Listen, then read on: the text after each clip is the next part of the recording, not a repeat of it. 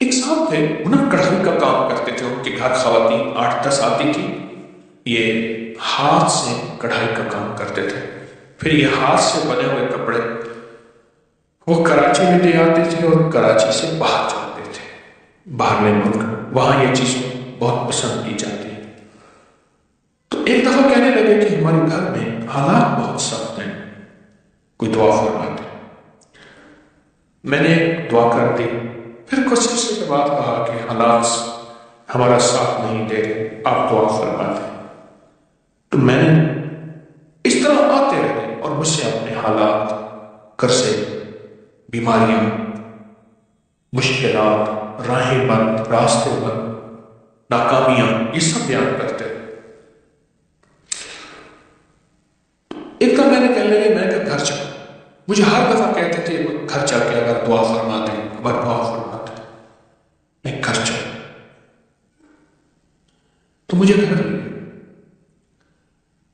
تو میں باہر کھڑا ہو گیا، میں نے کہا پہلے گھر جا کے اطلاع کی۔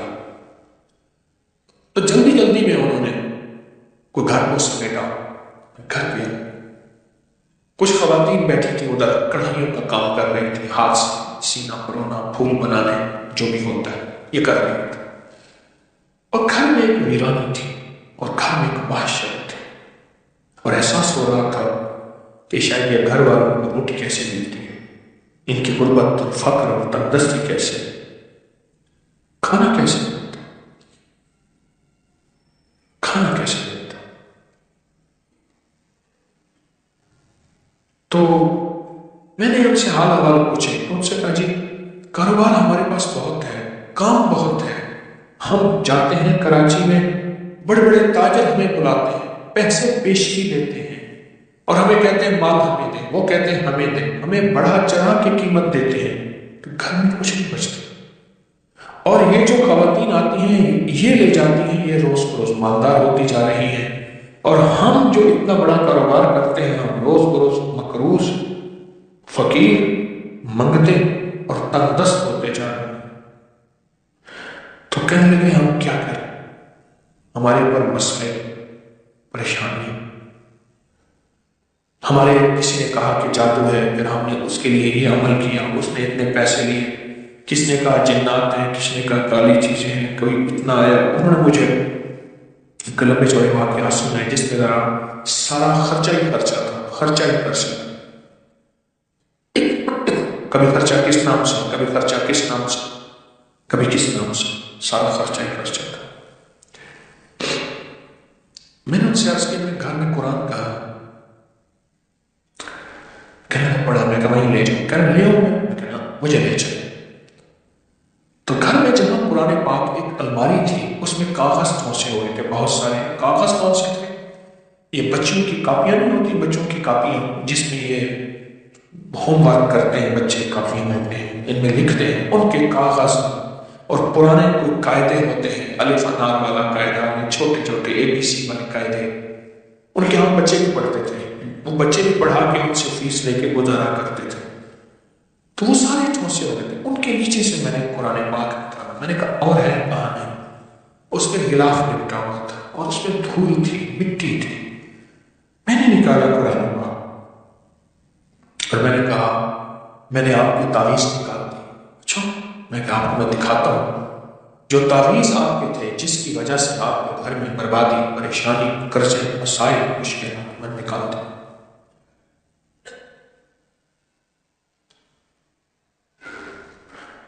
میں نے وہاں بیٹھ کے قرآن پاک کھولا، اس کا جو غلاف تھا اس کو بہت جھاڑا، اس میں سے مٹی نکلی، اور قرآن پاک بول رہا تھا، یہ پڑھا ہوا ہے، قرآن پاک بول رہا تھا یہ پڑھا ہوا ہے، قرآن کے وقت بولتے ہیں ہم پڑھے نہیں، یہ پڑھا ہوا ہے لیکن چھوٹ گیا، اس کا پڑھنا چھوٹ گیا، اس کا پڑھنا چھوٹ گیا،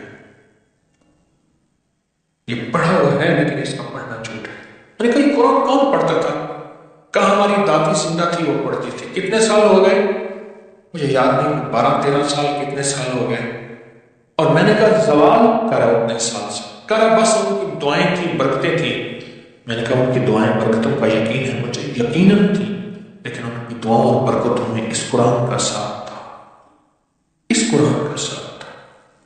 اور یہ قرآن وہ پڑھتی تھی، کہنے لگے آپ کی بات تھی، یہ قرآن تھا جس کی دعائیں، جس کی برکتوں سے عرشوں سے فیصلے ہو۔ دادی گئی، قرآن میں بیٹا رکھ دیا، اور گھر کے اندر کوئی قرآن کو اٹھانے والا نہیں، کوئی قرآن کو پڑھنے والا نہیں۔ اس نے کیا کیا؟ اس نے قرآن پڑھنا شروع کر دیا، ان سب نے پڑھنا شروع کر دیا۔ کچھ عرصے کے بعد مجھ سے کہنے لگے ہمارے حالات بہتر ہو گئے، حالات بہتر ہو گئے۔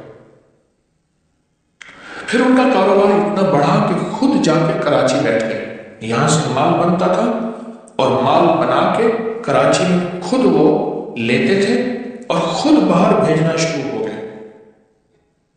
مجھے آج کل کا پتہ یوں ہے، بہت سالوں پرانی بات ہے، آج کل کا پتہ یوں ہے کہ کراچی میں ایک بہت اچھے ایریے میں ان کا بہت بڑا گھر ہے، اور مجھے کئی دفعہ پیغام ملا جب آئیں ہمارے پاس ضرور آئیں، یہ آپ کا لگایا ہوا پودا ہے، ہم تو مٹ چکے تھے۔ اور میں نے کہا سچ پوچھیں، قسم اس ذات کی جس کے قبضے میں میری جان ہے، یہ قرآن کا لگایا ہوا پودا ہے، قرآن کا لگایا ہوا پودا ہے۔ کہ بدوائیں ختم ہو گئی، قرآن تو کہیں ختم ہو گئے؟ ہاں، انہوں نے کوئی نہیں چھوڑا تھا، تعویذ کوئی نہیں، عمل کوئی نہیں۔ میں تعویذوں کو مانتا ہوں، میں عمل کو مانتا ہوں، لیکن یہ بتا دو کہ کوئی بڑے سے بڑا تعویذ قرآن سے بڑھ کے طاقتور ہو سکتا ہے؟ کوئی بڑے سے بڑا تعویذ قرآن سے طاقتور نہیں ہو سکتا۔ اس ویڈیو کو لائک اور شیئر کریں، اب کریں یوٹیوب چینل کو سبسکرائب کریں اور روزانہ زیادہ سے زیادہ سبسکرائب کروائیں۔ آپ دوسروں کے لیے صدقہ جاریہ بنیں گے۔ اللہ پہلے